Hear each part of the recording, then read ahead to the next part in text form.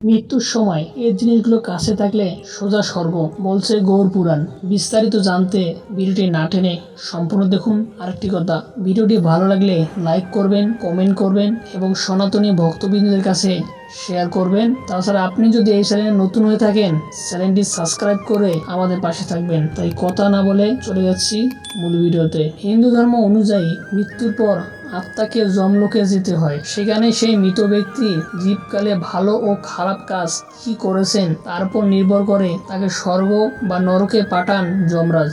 জীবনে পুণ্যর ভাগ বেশি থাকলে স্বর্গ আর পাপের ভাগ বেশি থাকলে নরকে যেতে হয় বলে প্রচলিত বিশ্বাস। স্বর্গের অপার সুখ ও শান্তি, কিন্তু নরকের অসহনীয় কষ্ট সহ্য করতে হয়। এই পৃথিবীতে যার জন্ম হয়েছে তার মৃত্যু হবে। মৃত্যুর হাত থেকে রক্ষা পাওয়ার কোনো উপায় নেই। মৃত্যু আমাদের সবার জীবনে সবশেষ গন্তব্য।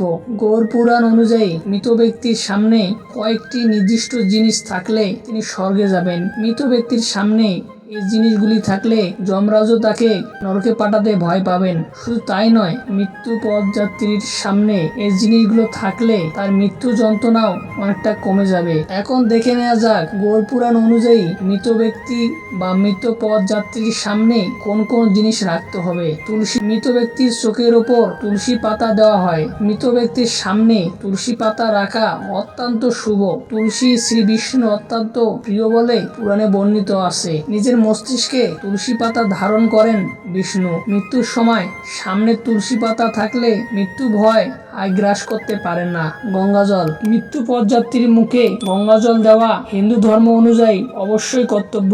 গঙ্গাজলে স্পর্শ পেলে সারা জীবনে পাপ ধুয়ে মুছে যায় বলে প্রচলিত বিশ্বাস। তাই তখন আত্মার শরীর থেকে মুক্ত হয়ে স্বর্গে আহরণ করতে পারেন। গীতা, একজন মৃত পথযাত্রীর সামনে গীতা পাঠ করা অত্যন্ত শুভ বলে হিন্দু ধর্ম অনুযায়ী মনে করা হয়। এর ফলে ওই আত্মা দৈহিক জগতের যাবতীয় বন্ধ থেকে সহজে মুক্ত হয়ে স্বর্গের প্রতি গমন করতে পারেন। মৃত্যুর সময় এই তিনটি জিনিস মৃত ব্যক্তির পাশে থাকলে তিনি স্বর্গ গমন করতে পারেন। ভিডিওটি কেমন লাগলো কমেন্ট করে জানাবেন। আর আপনি যদি এই চ্যানেলে নতুন হয়ে থাকেন অবশ্যই সাবস্ক্রাইব করে আমাদের পাশে থাকবেন। ভালো থাকবেন, নমস্কার।